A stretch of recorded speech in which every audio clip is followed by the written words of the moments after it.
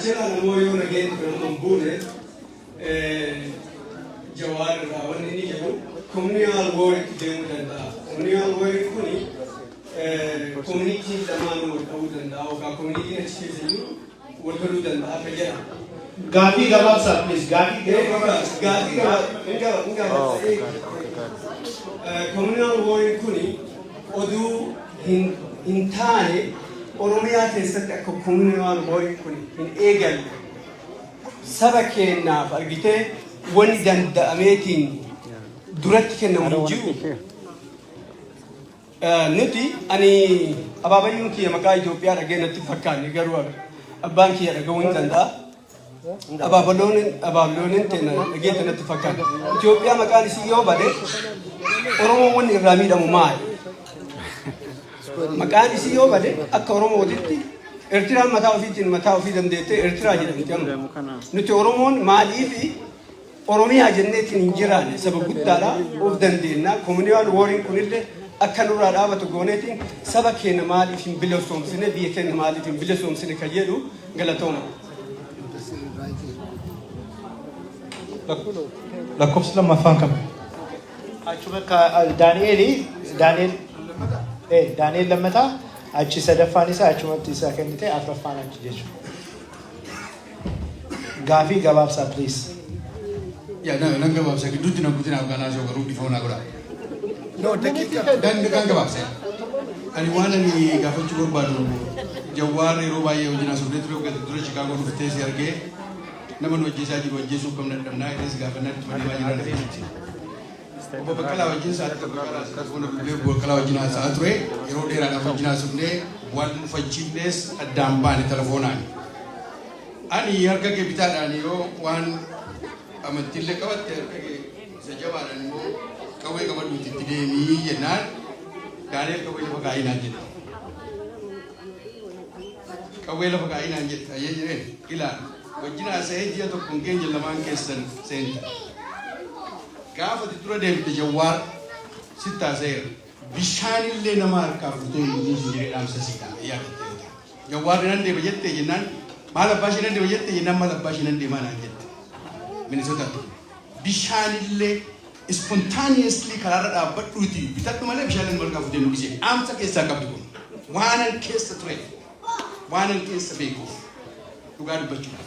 Kun kana darbee lamaan keessan yoo hingallaa jettanii gudatanii itti nan beeku waan isin irra barbaade ani garuu ituu as teessanii qeerroodhaan ka'i jettanii dhiifama gaafatanii qeerroo tasgabbeessitan wal'aan sun keenya gara fuddaatti deebi'aa yaada maaliif akka jee isin yaada saffata soggalattan saffatatti hoggaa isin uummata qeerroo haasofsiiftan tasgabbaa wanta kan dubbannaa hin tabu garuu galgalee hundi keenya nyaati. Isin duwwaa nyaanni beekaa jira. Hunda keenya hawwu wallaggaan deemtanii mariisiftan na yaada moonii badhaasa kan lubbuu ishee baqattee biyyaa baafata. Mucattiin tokko mucaa beekee ofii jette na yaada amma qawwee qabattee gaggeessa. Waan isaan isin jechaa turan hunda dhaggeeffataa ture. Namni tokko namni nagaadhaan isin simate hin jiru isin ajjeesuudhaaf duukaa deemee bakkee magaalaa keessatti Stoora kanatti gadhiisee agaloosaa fi qaboo jedhu kan bakka laan hin jala darbinee dhufnee abbaa kiyya ajjeesuudhaaf duukaa deemaa ture dhumarratti poolisii jala ajjeesee jennaan namittiin kun hamtuudha biyya nutti kaaftinee dhaaba achi kan fidha bakka laan hin yaada otoo dhiyummaa kana diduudhaan gara abbaa moo'isaa kan jedhamu bakka laan hin beeka qawwee afaan keessa naqaanii kiiloomeetirii 3 deemsisanii nadhii duwwaa miti. Wallagga keessatti alamuu danda'a afaan hin beekne. Boleessi kiyya ajjeesanii reeffasaa iyyitii kaffaltan malee safuuta jee boleessi kiyyaa reeffilaan qabatanii haati kiyya gawwaalee boleessi kiyya. Ani immoo haati kiyyaas gawwaalee abbaa kiyyaa boleessi kiyyaas gawwaalee boleettii kiyyaas gawwaalee kun walitti baqataa yaadii jiraachuu. Dhagaa maaliifi amma gala ergan gaafa Keeniyaa seeneeti mana jaraa seenee geejjiba irra kaa'ee mana jaraa seenee bishaan hojii dhugee hin beeku. Itoophiyaa waan maddeen beeku. Chicaagoo keessatti warri duraan Oromoo beeksise keessaa nuti tokko of jechuun dhugaa. Oromiyaa malee dhamni beeku. Lafootii yoo deemne ijoolleen kun hin jira, kun waan hin jira. Usen Waaqofaa no abdii fa'aatti Oromoo jedhama. Daaneel Oromoo jedhanii waan maleessa namni tokko Daaneel Itoophiyaa fi Daaneel Bishaan jedhanii waamu. Kun dhugaa. Kanaaf Itoophiyaa kan jedhamu gurra keenya dhaga'uu hin barbaadu. Loltuu keenya laga jiru bira dhaabbanni nuun hidhannee utuun qabaatiin amma sila dubbachaa turte. Diaspora taanee asaajinaan malee we are in a modern slavery, my brother. This is the truth. Akali ram saati lam waggaso domi toto saati lam rafen dalage jira chatu garbuma garu ummata ko ti dukka ko igara gaten ijolle Oromoo amma yusufin gala te fata bi ala kana dunne American ke sa draga ni ko yon fomne ugati ka ni ko yon fomne ala Oromoo tane safu ke ne eganne jamanne dalaganne biya ke ni warana ke ni gargaru jira chu ke nyatti awanne de ummata ke nya bochu de ni ke nyatti amma de sin gala te unga ke sa ala ke ni ira ke ni ala o to ka ke ni mon duro ko ni go ngoro ala ni ta yette o ka da ke ni ta dem gamu o ko jas ko bro fe Muchangis, mau dikit sama pemanaran. Pemanaran di airport itu nanti bus, mana kini ada mana jas. Pemanaran, no jas, soalnya tu booster cuma itu ke golfan ni ke kis. Pemanaran, aile dah pintar. Kum sama roda awal Aisyah ni matu kat kenali, matu orang ada gurulatan, isabi sentan. Karena apa? Wanita umum lagi tu. Agati Ethiopia kan jam dengan harga yang berarti kepada tu. Warna ini kan wajib asal di Toyota. Himbe dari orang. Wan santa skes wanju. Wanjiri warna sok ambil. Itu ni. Karena apa? Okomara le. Do Ethiopia mah yang berbagai kepada tu. Karena kekesi terus kau beli. Yo kerana agada ala fatali tu fu. Akka halal agada ala fatali tu naik le kekesi. Istri ini sekarang masih bocor ini. Bukan tidak. Untuk kaya terus itu ya, kita sedikit beri karat ulang. Wah, kita itu bigam. Untuk kaya siapa tu macam mana? Untuk kaya macam hika sih juga, orang marah kan? Hika sih juga kan? Untuk kaya mana kita juga kan? Chicago ni dulu dia jauh tu nanti. Hari ini hari kamu kena kamu kan? Maka Chicago jijik. Tapi kerana apa? Kenapa dia sempat? Orang ini dia jujur mesti kesini orang belajar orang ini jujur mesti kesini. Ya. Kalau ini dia gitu. Dia kan hidup, dia kan udah kerangka, nggak sih? Karena ini, karena duga ni orang lagi yang kerangka udah, marco cuci cerita. Top, lembut tuan jawab tu kok, orang kan ada tadi David datang ke semua, amam tu bulan dia, amam tu bulan. Okay, Daniel Gafi kesan udah gafate dan fakata, Robi gafate gafate. Me Gafi kenin ada Wisnu, Gafi kenin ada Wisnu Goda.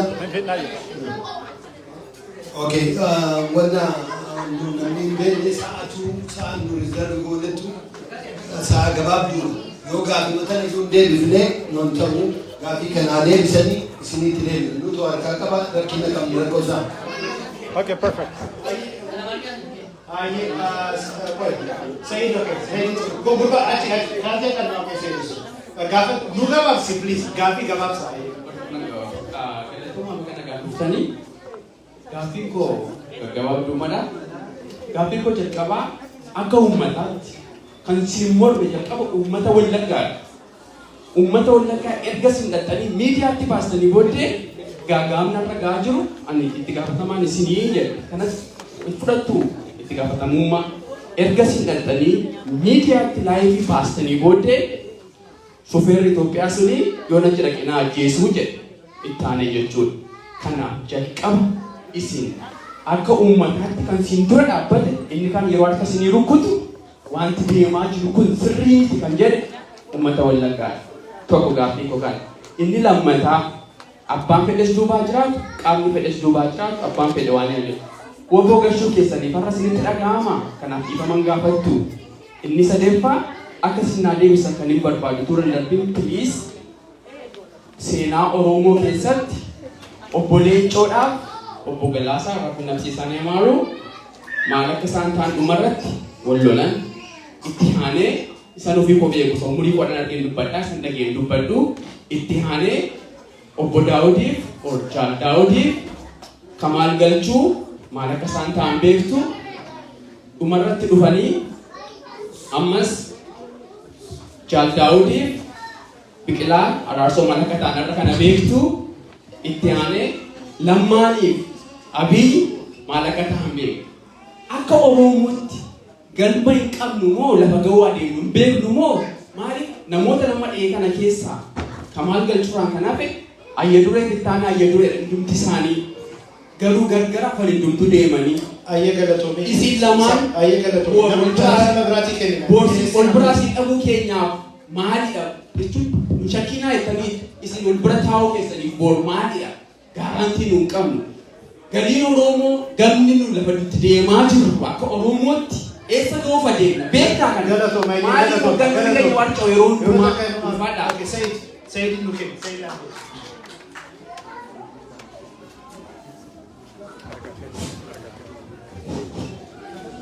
እድሉን ስለሰጣችሁኝ አመሰግናለሁ። ሰይድ እባላለሁ። ያው የኦሮምኛ ቋንቋ አልችልም አማራ ስለሆንኩ ማለት ነው። እዚህ ስብሰባው ውስጥ ገብቼ ጥያቄ እንዳቀርብ ስለፈቀዳችሁልኝ መሐመድ እና አብዱላሂን በጣም አመሰግናለሁ። ያው እናንተ ብዙን በማስጠቅጭ ይተርሙልኝ እያልኩኝ እናንተ ስትናገሩ የነበራችሁትን ለማወቅ እየሞከርኩ ነበር። እኔ ያው ከዚህ አልተነሳን ትልቅ እንትን አለ ምንድነው በቢግ ለፋት ዘሩ የሚሉት አለ ፈረንጆች የአሁን ሰሞኑን የተካሄደው በቶሌ ቀበሌ የተካሄደው ጭፍጨፋ አንዱ ትልቁ ጥያቄ እሱ ነው የሚሆነው። እሱን ጉዳይ ስንለው አንዳንድ ከዛ አካባቢ ተፈናቅለው የመጡ ሰዎች በሚናገሩበት ጊዜ ለዚህ ቫዮለንስ በጣም ተጠያቂ ነው የሚሉት የአካባቢውን አድሚኒስትሬሽን የፒፒ በሁለተኛ ደረጃ ደግሞ ኦይልስ ነን እያሉ ጋር ይዞ በዛ አካባቢ ጋር ወይት እያደረጉ የሚዞሩ ናቸው ብለው ነው የሚሉት። እነሱ በአካባቢው የፕሮስፐሪቲ ፓርቲ ተወካዮች ኢቭን ድጋፍ አላቸው እና ከፋይናንሻል ጌም ጋር በተያያዘ መልኩ እኛን ገንዘባችን በመዝረፍ ነው የተጀመረ። በኋላ ግን ቀስ በቀስ ጭራሹኑ ከማፈናቀል ጋርና ከመጨፍጨፍ ደረጃ ይሄ የኦሮሞ ሕዝብ አቃፊ ነው ምናምን የሚባለውን እንትን በዘግናኝ ሁኔታ በሚቀይር ሁኔታ ያያችሁትን አይታችኋል። ህፃናት ሀኩዲዮ በቃ ያንን ሰው አደረገው ለማለት ይገባል። እያየን ያለነው ፉቴጅ በጣም ዘግናኝ ፉቴጅ ነው። ይህን ጃዋር ይቅርታ ጃዋር በቀልጃ እንደምናገረው ከዲስ ቤት አለታ ጃዋር አቶ በቀለ ትስቱራቸው ባላችሁ አቅም ይሄ ነገር ትክክል አይደለም፣ የኦሮሞን ህዝብ አይመጥንም። እንደዚህ አይነት ድርጊት በማንም ያደርገው ምናምን የኦሮምኛ ተናጋሪ ሰዎች አደረጉ መባሉ ለእኛ ሸም ነው፣ ለኦሮሞ ኮሚኒቲ ሸም ነው። ኢት ሃዝ ቱ ስታርት እስካሁን ስትሉ አልሰማኋችሁ። ለምን? አንደኛው ጥያቄ ይሄ ነው። ሁለተኛው ጥያቄ ደግሞ እናንተ የፌዴራሊዝም አድቮኬተሮች ናቸው። ፌዴራሊዝም ኢትዮጵያን በመሰለች ሀገር በጣም በተወሳሰበ ሁኔታ በጣም ከባድ ነው። ፌዴራሊዝም ኢን ዋት ሌቭል መጠኑ ምን ያህል ነው? ያ የፌዴራሊዝም መጠን ለምሳሌ የአየር ኃይል አለ፣ የምድር ኃይል አለ፣ ወይም ኔቪ አለ። ያንን በምን መልኩ ነው ራቅ የሚደረገው? የክልሎችስ ፓወር ምን ደረጃ ላይ ነው የሚሆነው? አንዳንድ ሰዎች ከጀነሬሽን ከደረሰባቸው ፔን አንጻር በገቨርናንስ ናት በአማራ አይደለም በትግሬም አይደለም በኢሊትስ were running the country based on their own interest and power እናውቃለን። ይሄ የአማራ ኢሊቶች ለአማራ ያደረጉት ነገር የለም። ፓወራቸውን ይዘው ግን እነሱ ለራሳቸው በተጠቃሚነት ኢትዮጵያ ግን ሀሲል ትርዝባት እንደነበር እናውቃለን። የብሔራዊ ውትድርና ምዝገባ ተብሎ ሲባል እንኳን የደሃ ልጆች አማራ እየታነቀ ነበር ተወሰደ ነበር ተጠቃሚ አይደለም የህዝቡ። ግን አሁን የኦሮሞ ህዝብ ከሲደርስበት ከነበረው ታሪካዊ እንትን አንፃር የተሰበከው ሰበካለ አሁን ያለ ችግር ያመጣው አሳጥር እሺ የፌደራል እንትኑ በምን ያህል መጠኑ ነው? ሶስተኛው ጥያቄ ጃዋ አንተ በተመለከተ አንተ አካዳሚሽን አለ ብዙ ነገር ታውቃለህ። አይ ነው ከኢንተርናል ከፎሬን ፓወርስ ጋር ያለ ኮሚኒኬሽን ያለ ኢንፍሉዌንስ ምን ያህል ኮሚኒኬት ታደርጋለህ መገመት አያቅተኝም። እኔ ፖለቲካ ትንሽ ሞክራለሁ እና አንተ ወደ ቤንሻንጉል ወደ ከተመለስ በኋላ ወደ ቤንሻንጉል ደርሰህ ተመለስ። የምዕራብ ወለጋ ጉዳይ አይተመጣና አዲስ አበባ ቃለመጠይቅ ስታደርግ የምዕራብ ወለጋ ኦሮሞ ነኝ ለማለት በጣም አስቸጋሪ ነው። በጣም ብዙ አማራ ሰፍሮበታል። ከዛ በኋላ ያንን ኢንተርቪው ካየው በኋላ ሰው የዛ የአካባቢው ሰው ኢንተርቪውና ኢንተርቪው ሲያደርግ የሚኖር ብዬ ባለው እየጨረስኩ ነው። ዋን ሚኒት ከዚህ በኋላ ተሰጠዋለሁ። ከዛ በኋላ ቫዮሌንስ ተነሳ እና ትምህርት ቤት ውስጥ በቦምብ ተመቱላ ሰዎች ስብሰባ ተጠርተው ከዛ በኋላ አሁን ደግሞ ከእስር ቤት በመታሰር አዝናለሁ። ከእስር ቤት ተፈተህ ከዚህ ከመጣ በኋላ ደግሞ የአማራ ኃይል ገባ። የአማራ ኃይል መግባት የለበትም ኦሮሚያ ብለህ ከተላከት በኋላ አሁን ደግሞ እንደገና አናዘር ማሳቀቅ ተፈጠረ። ያን ኮሪሌሽን ምን እንድናስብ እንዲያደርገን ትፈልጋለህ? ጨርሻለሁ። አመሰግናለሁ። አማገረ ዴቪያ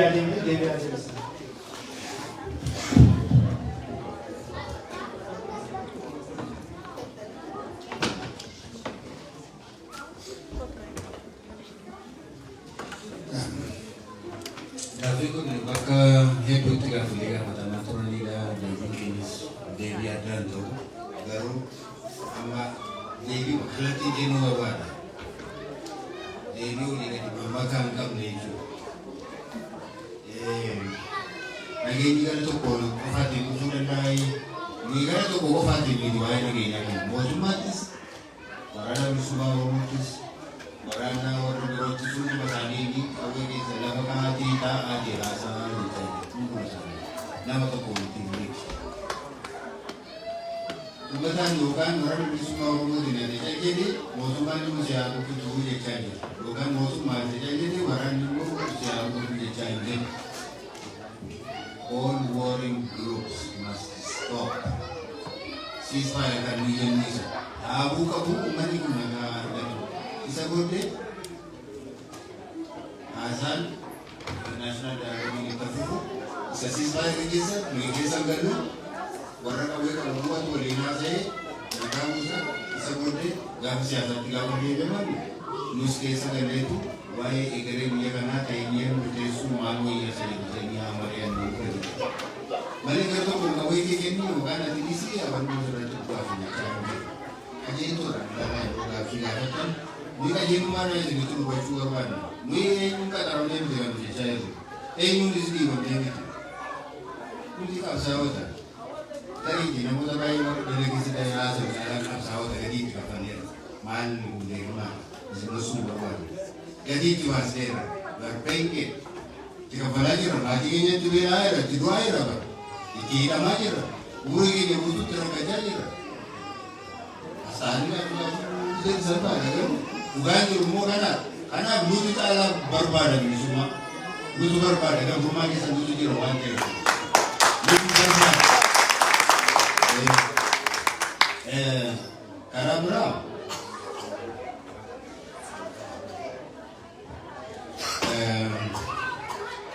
saba keenya maaliif bilisoomsinee isa jedhu waa'ee walabummaa fi waa'ee bilisummaa jettan kliinii kooleessi jedhamu wargaabaa'u nuyi Itoophiyaa tokkoomtee Itoophiyaa keessatti mirgi Oromoo akka humna isaatiif akka qabeenya isaatiif akka teessuma isaatiitti ofii isaatiin bulchee qabeenya isaatiitti ajajee afaan isaatiin aadaa isaatiin bulee nama ofii filatuun bulee saboota biroo wajjin immoo biyya tokko qabaataa kan jedhu jalqabumaa jalqabe har'a jijjiirre miti kun.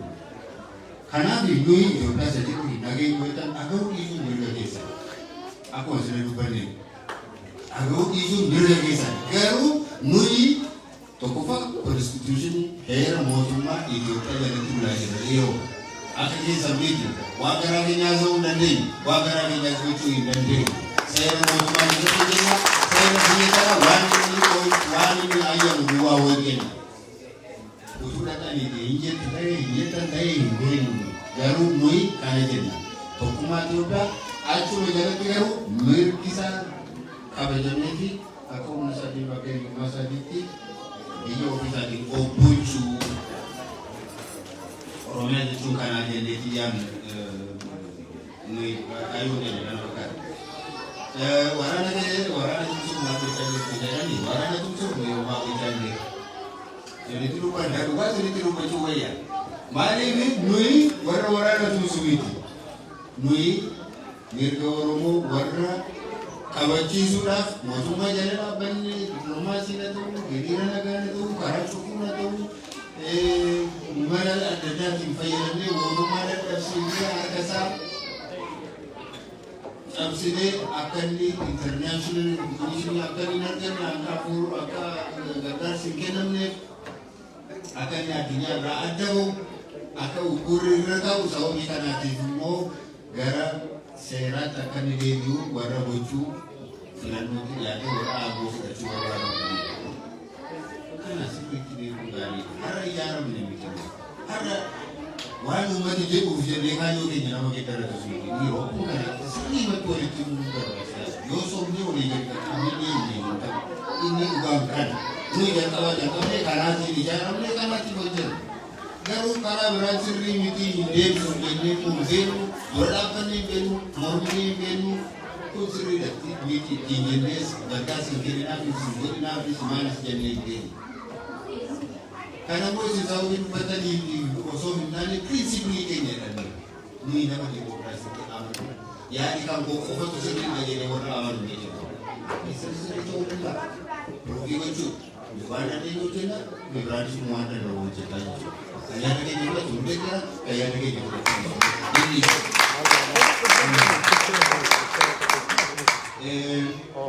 Eegas illee uummata warra jaarraa dhaqanii miidiyaatti baaftaniiti dubbiin itti dhufee jira.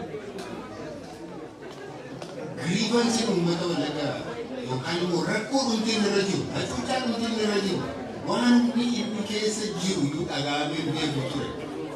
Carraa keenyanitti akka addunyaanis ta'u akka mootummaanis ta'u akka uummannis ta'u gochuudhaaf yaadame. Utuu kaabsee irra ta'e wayya ture. Isa wayya ture Immediately, for that matter, and it's a lot of work to take that over the game, or I'm over the game, it's an offer to be a better, an offer to hear. Good man's idea is a new. Whether this is what I'm making, to one guy in Sunday in Canada, to one guy in Sunday in Howard. Oromiyaa bakka biroo utusan nagaa argatanii nagaan hojjetatanii nyaatanii hin barbaada. Utusan nagaan baay'ee galanii hin barbaada.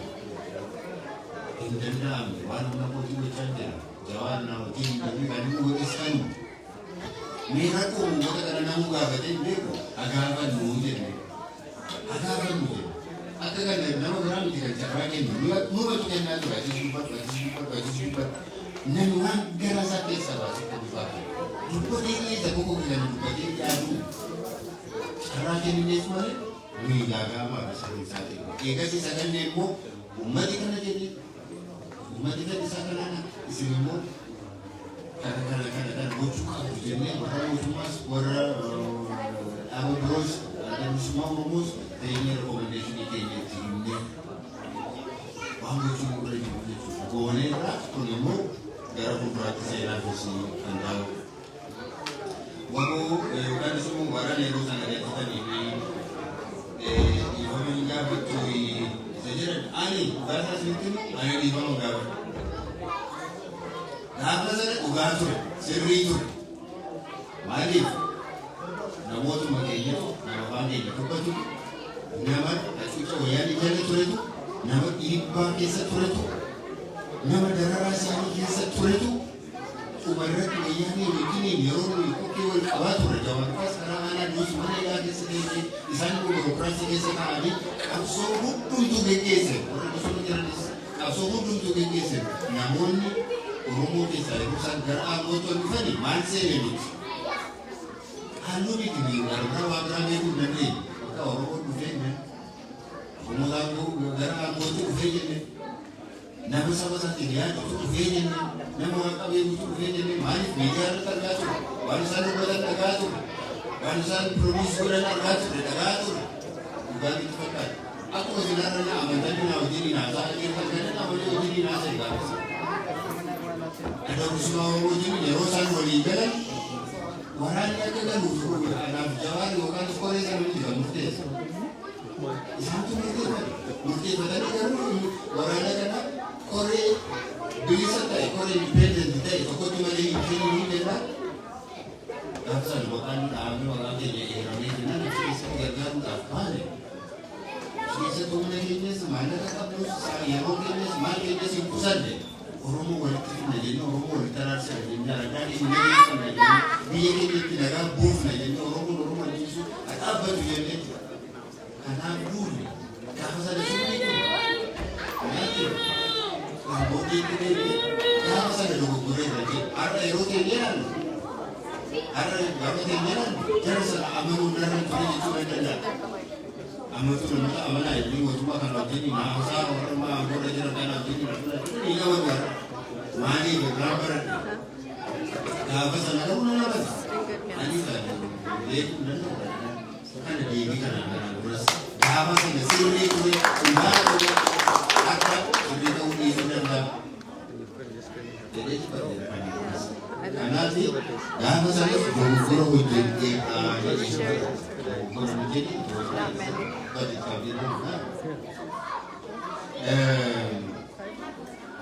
Rabrani wajib sekarang saya tulis cakap mana wajib anda okey tulis betul kata finish tulis malu borongnya kecil ya saya akabagi satu karena akabagi karena ini tu berdoa tu dia tidak sampai dari sana. Akabagi mungkin apa? Mereka akabagi itu musafir terasa dengan mereka kan. Jadi akabagi itu saja ya. Sebelum saya bermimpi masih ada sebab akabagi itu kan. Kami jemaah kami kan ini dah jemurun. Ini kredit masa tak saya. Kerana orang lebih banyak. Ini ada lagi. Ini yang kita kena kolej jumuru itu serana yang langsung. Yang nanti bahan bosan bersatu mana? Jadi nasa fresh itu ada. Bosan bersatu. Ada asal itu, fresh asal itu. Istilah mangkorporasi cukup mangga suka saja. Yang nanti itu demi lagi asal itu. Kayak kalau itu sendirian ambil iya dan masuk kami iya masuk iya karena masuk menggunakan bilik mengkaji dari masuk disebut kami kita awal dan ini sih sebenarnya ini satu lagu dulu agar kita bagi di luar rumah kita ini dulu bahwa kita bersyukur taruh waktu semua jenajo bila kali ya betul bukan ucapan jenajo bagi masalah tu yang terkenal bagi masalah tu ya zakar bagi satu لا سفر ناجو مجمعنا كوابي زرع النبرجو مانشان النبرجو مكامل نجرا النبرجو يا كوابي وغيرون يا رسلاجو يا كوابي وغيرون وزري زكاجو يا كوابي وغيرون ينمون كوكابي على الرجلاجو كذا وهذا سبحانه كذا وهذا راسيجو كذا وهذا يا كوابي وغيرون ولما ربوا رجوع ترفع رجوع ብዙዎቹ በጣም ትርፋም ናቸው። ጎበዝ አምራቾች ናቸው። የአካባቢው ገና አረጋግጠዋል። ይህን ትርፍ እንዲሆን አድርገዋል። በብዙ ነገር ከአካባቢ ህዝብ ጋር ተዋልደው አብረው ኖረዋል። አካባቢውንም በምግብ ራስን በመቻል አንጻር አረጋግጠዋል። ይሄ የሚካድ ነገር አይደለም። ዛሬ 30 ምናምን ዓመት ሊኖሩ ከህዝብ ጋር ሊኖሩ አንዳንዶቹ ቋንቋውን ማውቀው ተዋልደው ብለው የአካባቢውን ባህልና ቋንቋ አክብረው እየኖሩ ነው። እንዴት አድርገው ደረጃ ሰው ያለው ምን አይነት ነገር ነው? ለምን እንደዚህ ሰው በክፉ ሰው ላይ ይነሳ? የዛ አካባቢ ያን ያሰፈራቸው ውስጥ እንዲህ አይነት አትክልት ያለውም አይደለም። ሰው በግደል አካባቢ ዘመን የለውም። በጣም እንዲህ የእውነት ምነግራቸው ጎጠኛ አትበሉ እንጂ ሰው መግደል እዛ አካባቢ ከቆመ ዘመን የሰው ስም ለማጥፋት አንዳንድ አካባቢ እርግጥ ነው የዛ አካባቢ ይህንን የብልጽግና የኦፒዲዮ መንግስት የወያኔ መንግስት ከመጀመሪያው ጀምሮ ኦፒዲዮ ፖርት ሲሰበሰቡ የመጨረሻ ተቃዋሚ የዛ አካባቢ ሰው። ስለዚህ የዛ አካባቢ ህዝብ ከመጀመሪያው ጀምሮ የተፈረደበት ነው። 3 ዓመት በኮማንድ ፖስት ውስጥ የኖረ ነው። መከራ ሲያይ የኖረ ነው። ስቃይ ሲያይ የኖረ ነው። በደርግ ጊዜ ኦነግ ተብሎ ሲደበደብ የነበረ ነው። ይህ ግፍ ለምን ይደርሳል? ግፍ ነው።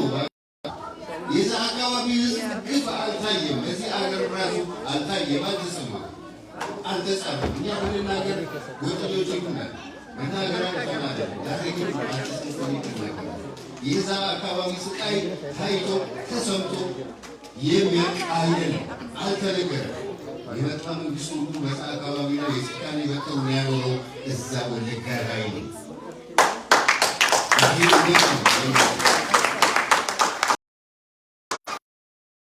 ያ አካባቢና ከዛ አካባቢ እዛ አካባቢ ይንቀሳቀሳል ያሉትን በሸኔ አሳቦ ሊያጠፉ የተነሱ አሁን ያለው መንግስት የብልጽግና መንግስት ራሱ ገዳም ራሱ ይሄ መንግስት ነው፣ እነሱ አይደለም።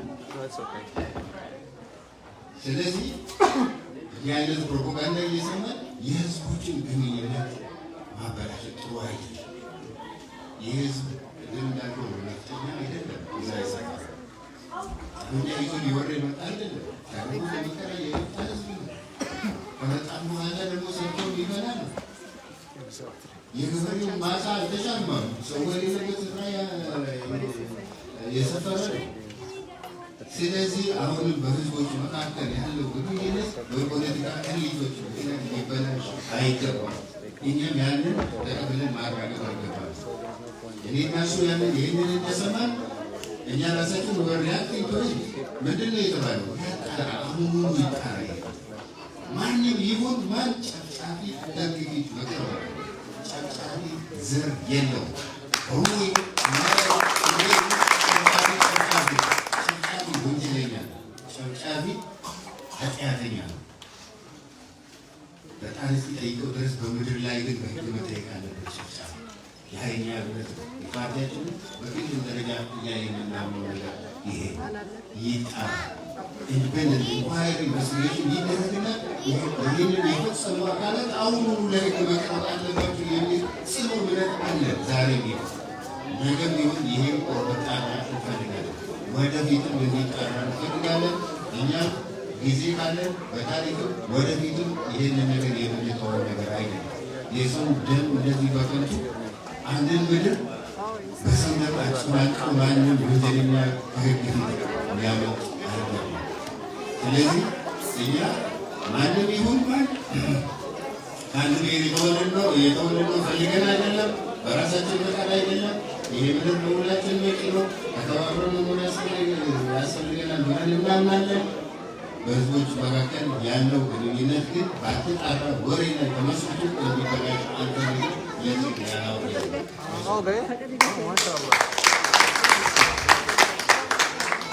Galgoma, kamu nak kalah isu.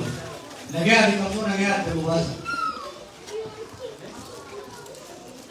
Negara bukan itu peace, bukan itu justice, bukan itu loli apa biar tiga rumah kita terpuri. Tapi negara mari biar sendiri. Asal negara bukan itu mau itu rumah saya itu deh. So total tadi negara orang desa bersendiri. Karena negara saya kalau berwaisan.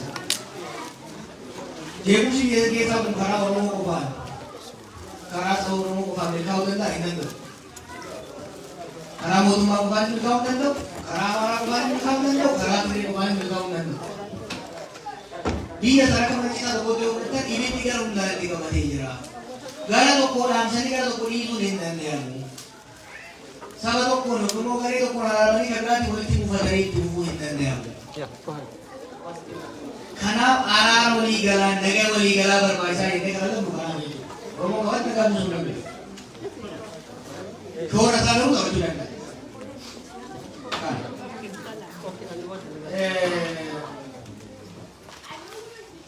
Oromiyaa keessatti amma baay'ee miidhama yeroo lamsaa gidduutti ilmaan isaa wal hojjetaa jiru. Olaadha wal hojjetaa jiru. Miidhama guddaa ture jira. Tarii akka biyya sanitti ka dachaa lola dachaa keessa galee jiru sana keessa.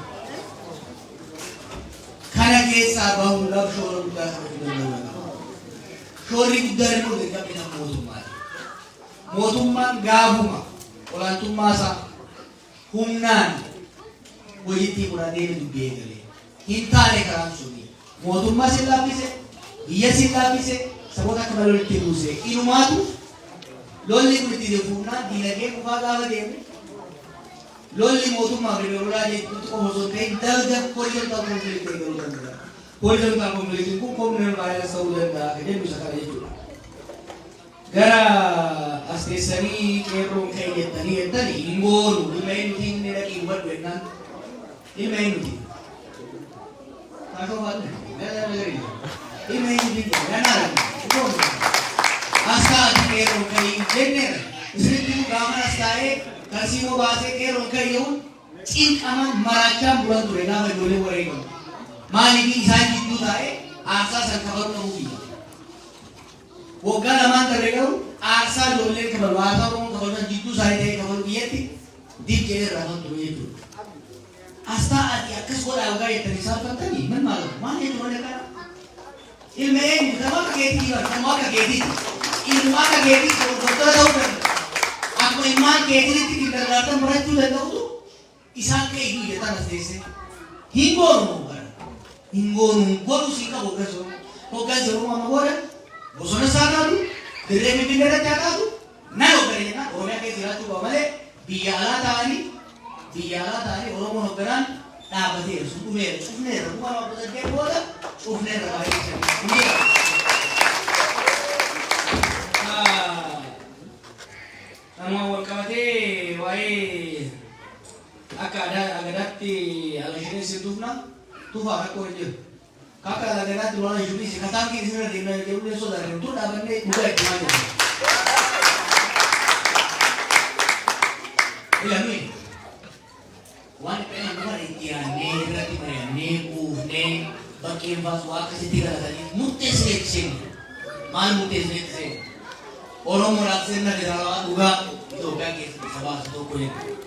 Karena mau so karena negatif, kulit bisa masih besar. Kana immoo lolli dhaabbachuu qaba jennee amanna. Kana hin jedhin akka jiru taankiin isaatu agadaan isaatu nuyi ejjennoo sanarraa utuu hin deebinu waada mataa keenya gallee. Ka boleessi dhimma wallaggaa walitti qabsiiftee kaafte waa'ee dhaabbachuu jedhama. Yeroo hundaa sun wallaggaa dura nagaan ture. Uummanni dararaa inni keessa ture mootummaan kufeera ture. Namni rakkoo hama ina jeefama hinsaa bahee gahuu hin danda'u namni immoo irraa dhaga'e. Hoggansi dhaabbilee lamaanii Finfinnee keessatti nu wajjin simatama. Nu wajjin walgahii ta'e suuraa kana waraanni isaanii garuu wallagga gooleessa ture walgahii. Namni kana immoo dhaga'e ture. Isis kuma qabdan Finfinneetti illee qoodamu ture. Akkuma akka dubbadhu mootii. Haa deemnu jenne hoggansa bifa adda addaatiin jiru liitii Finfinnee jiru. Hindaqina isimu hindaqina akka kun jedhu malee haadha dhufe yeroo dhabame. Hindaqina hin dhuftanii jiruu reecha. Hindaqina kun jedhu kun haadhumu malee. Naqamtee gaafa keenye. Naqamtee gaafa keenye. Sakattaa malee namni cabsee seene waltajjii. Poolisiin dhufe Aku kan sekata malee seenan kan wali lain dalam. Seenan lu kesan dulu je. Bakal awal lagi aku melihat na bakal nanti umri kene untuk mewah kan dapat itu. Ati kasar jangan seenan ni. Bukan kok penuh saja. Aci ini rakku mata sani kagem pada kami dia agar tersekolah. Gagal-gagal lugon mangutoni dia. Media harus kagak bisa ngomong di mana. Loto dan dunia, loto dengan rumah, loto dengan orang lain. Jaallattoota dubbifneerra, barsiisota dubbifneerra. Sakkuma itti argama ceenee uummata gumuus. Rakkoo gumuus amma matakkal nama ofiisisu kana bara gaafa dhageettiin isaan turre. Godinni Kamahiir wal beelaa keessatti dhaqamu. Irraa citee soqita qoricha eegaa gadeettii asatee ture barnuu dhagee barsiise.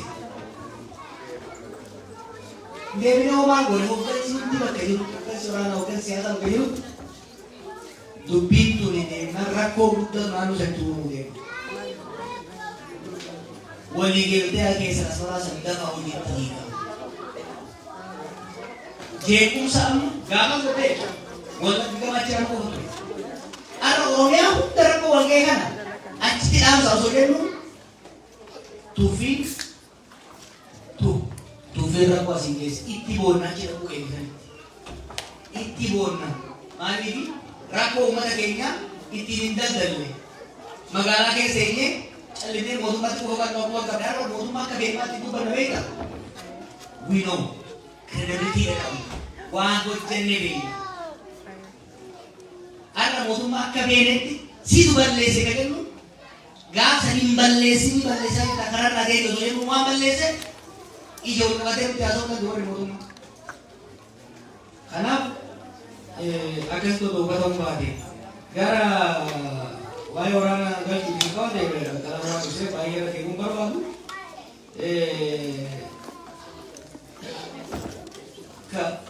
ከአማርኛ ሰጥቶን ደግ አማራ ስለሆንኩ ስለሰጠኝ የእኛ መድረክ በዚህም ኦሮሚያም ለማንኛውም ህዝብ ለማንኛውም በወፍ ቋንቋ ለሚጠይቅም ክፍት ነው። ለማንኛውም ከምንም በላይና ከሰማይ በታች ያለ ጥያቄ እኛ የምንፈራው የለም። ምንም ማንም ሰው የፈለገው መጠየቅ ይችላል። የምንችለውን እንመልሳለን። ጥያቄ ካንተ መልስ ከእኔ አንተ የመጠየቅ መብት አለ፣ እኔ የመመለስ መብት አለኝ ማለት ነው። ስለዚህ ክፍት ነው። ወደፊት የምናደርጋቸው ስብሰባዎች ላይ ሁሉም ሰው መጥቶ እንዲሳተፍ እንጋብዛለን። ከቶሌ ጋር ተያይዞ አላውቅላችሁም እንዴት አላውቅም ነው አልተከታተልኩም ማለት ነው። አልተከታተልኩም ከሁሉም አስቀድሞ ያወገዘና ኢንዲፔንደንት ኢንቨስቲጌሽን እንዲወጣ ያደረገው የእኛ ፓርቲ ነው። ሁለተኛ እኛ በሄድንባቸው የኔ ስብሰባዎች መጀመሪያ ማችን የከፈትነው ይህንን በማውገዝ ለምሳሌ ነው። ስለዚህ አውግዘናል። ማውገዝ ብቻውን በቂ አይደለም። ግድያዎች ተደጋግመዋል። ግድያዎች የግለሰቦችና የቡድን ግድያዎች ዛሬ ተደጋግመዋል። ሁሉም ከበሩ ይመጣል፣ ያወግዛል፣ ይቀጥላሉ። ማን እንደሚገድል ራሱ እናውቃለን። ማን ነው ሰዎች እየገደለ ያለው? ለምሳሌ ወጣው ሰው የሚባለው ኮሚኒየር ቫይረስ አይደለም፣ የእርስ በርስ ግጭት አይደለም። ይሄንን የሀገሬው ሰው አጠቃ የሚል ሰው አይደለም። የእርስ በርስ ግጭት ሊሆን አይችልም። አሁን በቀላይ ስለሚያደርገው የኢኮኖሚ ቴንሽን የለም። ምንድን ነው ይሄን እያደረገ ያለው?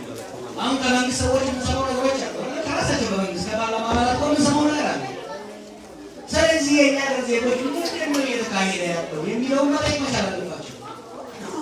ለምንድን ነው የሚካሄደው? ለምሳሌ የቅርቡ ግድያ ለምን የተካሄደ? አንድ ጊዜ ጉልሾ ላይ ግድያ ተካሄደ። በማግስቱ የትግራይ ጦርነት ተጀመረ። 2 ዓመት ምናምን ምን ነገር አልነበረም። አሁን በአዲስ መልኩ ግድያ ተጀመረ። ዋይ ማን ነው በነዚህ የሚያደርገው? እንደሚታወቀው ያለማቀው ማህበረሰብ እኛም መንግስት ከኦሮሞ ነጻነት ጦር ጋር እንዲደራደር ጫና እያደረገ ነው። ይህ ጉዳይ በድርድር እንዳያልቅ የሚፈልጉ ወገኖች ይህን ግድያ እንዳቀነባበሩ ጥርጣሬ ነው። ይህን ጥርጣሬ ለማረጋገጥ ወይ ለማክሸፍ መንግስት ገለልተኛ የሆነ ኢንዲፔንደንት የሆነ አካል አቋቁሞ ማስመርመር አለበት። ምንድን ነው እዛ አካባቢ ሆነው ማን ነው የገደለው? የሚያሳዝነው በኦሮሚያ ሲወያዩ ሰምተን ሆነ እዛ ጋር በሚያሳዝን ሁኔታ ሰው ይሞታል። ሰውየው ማንነቱ ራሱ አይጠየቅም። ማን ገደለው አይጠየቅም። ሌላው ወለጋ የተባለው ወለጋ ላይ ይዘምራል። ወለጋ ላይ በቀን 300 ሰው በሞት የጀመረ 4 ዓመት ነው። 4 ዓመት ነው። ኖበሪ ተወሰባል። እያለቀ ያለን ህዝብ ብሌም ይደረጋል። እየተጨፈጨፈ ያለን ህዝብ ብሌም ይደረጋል። ኢንተርኔት ይዘጋበታል፣ ስልክ ይዘጋበታል። ለ3 ወር ይጨፈጨፋል። የጭፍጨፋው ኢቪደንስ ሲጠፋ እንደራገነ ነው ምዕራብ ሸዋ ላይ ሰሜን ሸዋ ላይ ምስራቅ ሸዋ ላይ ጉጂ ላይ ህዝባችን እንደ ቅጠል እየረገፈ የህይወት መበላለጥ እኔ ባለፈው መርጦ ማልቀስ መቻል ህዝባችንና ሀገራችን እናተርፋለን ካል የኦሮሞን መሞት መቃወም አለብን፣ የአማራን መሞት መቃወም አለብን፣ የትግሬ መሞት፣ የጉሙዝን መሞት ሁሉን ካላቃወም በስተቀር አንዱ ሰላም ሆኖ አንዱ የሚሞትበት ሀገር ሊቀጥል አይችልም። ሀገሪቷ ወደ ከፍተኛ አደገኛ የሆነ የእርስ በርስ ግጭት እየገባች መሆኑን መገንዘብ አስፈላጊ ነው። ከዚሁ ከምዕራብ ወለጋ ጋር እዛ ሄድ ጊዜ ማታ አማራ ሰፍሯል ብላላቸው አላውቁም፣ ውሸት ነው አላውቁም። እንደውም ሄደን እዛ አካባቢ አሶሳ ድረስ ሄደን ያየነው በግልጽ የተናገርነው በጉሙዝ ላይ ፎከስ ያደረገ ነበር። ስለዚህ ያልተባለ ነገር አለ ማለት ጠቃሚ አይደለም። የአማራ ኃይል ኦሮሚያ ይባላቸዋል። አዎ ለምን ያለው የኦሮሚያ ክልላዊ ፕሬዝዳንትና የአማራ ክልል ፕሬዝዳንት አብረው ብለው የሁለቱ ክልሎች በመተባበር ኦነግን ያጠፋሉ እናጠፋለን አደገኛ ነው አሉ። ምክንያቱም አንደኛ ህገ መንግስቱ መሰረት የአንድ ክልል የውስጥ ችግር መጀመሪያ በክልሉ ፖሊስ ቁጥጥር ስር ይውላል። ከዛ በላይ ከሆነ የፌዴራል መንግስት ነው አንድ እሱ። ሁለተኛ አሁን ባለው ቴንሽን አሁን ባለው ከፍተኛ መጠራጠርና መገፋፋት ውስጥ የአንድ ክልል ኃይል ሌላ ክልል ከገባ ከፍተኛ የሆነ እልቂት ነው የሚፈጥረው። ከፍተኛ ሁለቱም ማህበረሰቦች ወደ ማያባራ ግጭት ሊያስገባ ይችላል። ትግራይ ላይ የሆነው እንዴ ትግራይ ላይ የአማራ ክልል ኃይል የኤርትራ ኃይል መግባቱ ለዛ ሁሉ ቀውስ ያ ብቻ ሳይሆን ወደፊት ራሱ ለማፍታት በጣም የሚያስቸግር ውስብስብ ውስጥ አጋጥሞታል። አሁን ቢሆን የኦሮሚያ ክልል ኃይል አማራ ክልል መግባት የለበትም፣ ሶማሌ ክልል መግባት የለበትም። እንዲሁም የአማራ ክልል ኃይል ኦሮሚያ መግባት የለበትም፣ የአፋር ልዩ ኃይል ሶማሌ መግባት የለበትም። እነዚህ ልዩ ኃይሎች ሪጂናል ናቸው። ስራቸው በሪጂናል ሊሚት መሆን ያለበት ከዛ አልፈው ክሮስ ቦርደር ከገቡ የሁለቱ ክልሎችና የሁለቱ ህዝቦች ችግር ያባብሳል ከሚለው ነው ተነስተን ያወጣ ነው። ወሊገር ኑይ ዋንስ አጌሱ በርባደ ሲንት ሙሉ ኑይ ወሊሶታ ነው ኢትዮጵያ ቶሬሰ ወሊገር we are not your entertainers, we are your protectors. Yero toko wanis nita usinti namane wanis ego barbada usinti because populism bakon naman Yesu.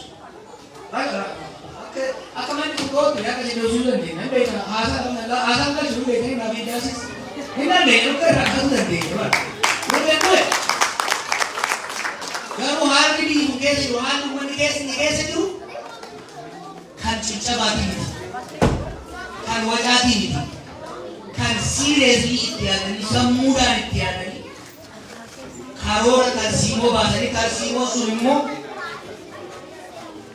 kana rozi to akaya ka barbanaya rohan mo ta barban akaya ka mana kesi ba no chorai jiru na ma diwa ka so jiru jo ka ali na mo re really umma ke ka diga umma ke ka batte ni kam tiba. We're talking about real life. We're talking about Quran and Gamatu. The poor people there. Actually, only one poor. Karabi, Nui, one asom, one Mataki, Rakko, Amati, case in Basudan. One more Burgan of Kota Kabaki to Danda. We don't have the lingering responsibility of Mother Milotan. Milotan, Abu Raka, Dirkamo, Umada. Each season, upper season, Harora can see what is above. At the minimum cost, hierarchy can be done.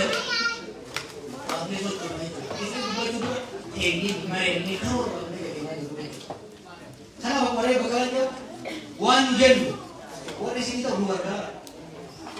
What is in Tanimo? Gargarina. Garumo, Mundosina.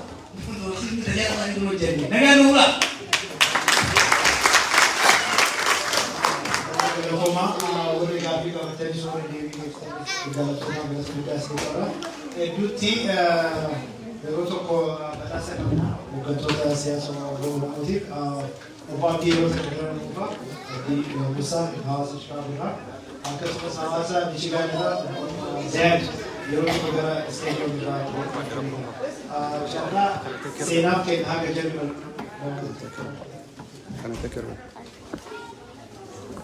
Dheeressuun duratti dubbachuu barbaadne jalaaf ta'e qalama kana argadhee maqaa Jawaahir illee waa jechuu barbaadeetiin jechuudha. Waan arge keessaa tokko jiraanne waltuufi wal gatuudha rakkoon kennu. Waan tokko umrii kana kii keessatti waan bareedu jiraate of duuba deebi'ee karaalee jire gochaan mootummaan PP mootummaa Oromoo godhaa gara jabeenyi inni ittiin nu godhu kan diinaa oliiti. So qabsoo keenya keessan bakka dhiyaannee maaf ooluu yoo jedhu waa ilaaluu qabna maaliif 1870 keessa bira geenyee deemne waliin deemuu danda'uu qabna waliin haasa'uu qabna inni jedha inni aangoo guddaa qabu mas'uud moo harka harkifatee harka waamee warra kalee is yeroo hidhaa keessa jirta bakka hedduu galatoomne waa'ee yaadateefi warra hirriba dhabee dubbataa kadhammoo wal xiqqeessu kadhammoo akka hin gollaan dalagaa keenya hundaan warri kumaaniidhaati beekan warroonni sun dagatamuu dhabuu isaa akkasumas immoo ijoolleen bosona keessa jirtu galiin hamtuu taate kan mootummaan ijaarrate qabsoo kanaaf baay'eetti kanaafiyyuu akka gabaabottis akka paartii biraatis yoo ofii keenyaan deemne jennu kan akka keenyaa walitti jabaatu hin jiru kan akka keenyaa miila wal harkisu hin jiru kan akka keenyaa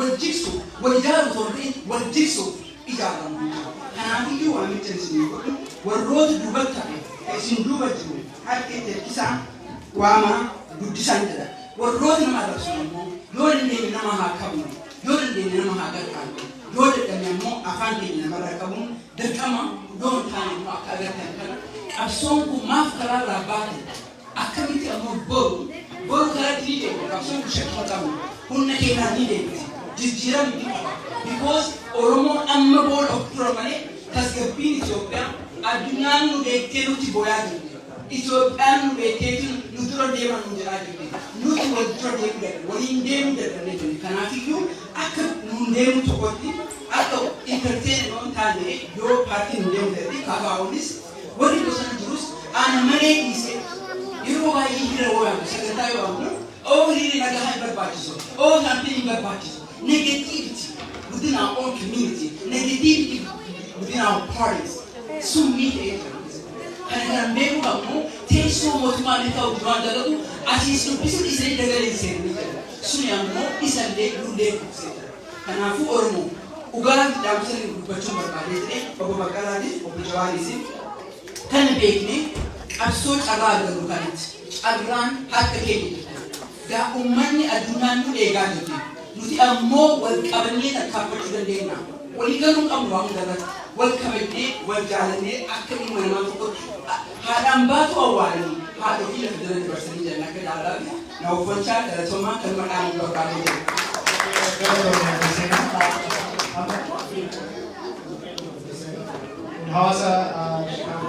Hawaasa Oromoo Shikaagoo obbo Baqqalaa yeroo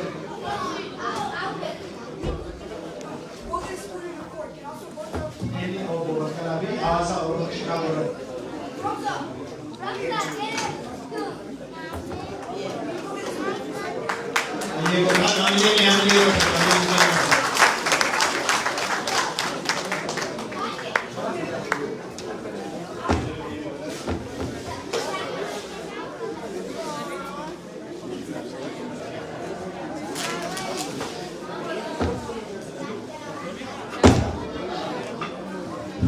waan kanarratti ni qo'ibsa kennaan jedhama manaaf jedhe adaatti jennu godhe akka kamii waan tokko ilaala abdii yookaan haadhooliin abjuu qaban warri kun lamaan kun Oromoo fi kun uummata biraa kan jiraatii fi qo'ibsanii waan kana waan guddaadha dhaamsatu guddaadha wanni irraa hojjetamuu dhiqaalee ta'u abjuun yeroo baay'ee obbo Baqqalaa keessa adii waan ta'eef one can do it, but I didn't.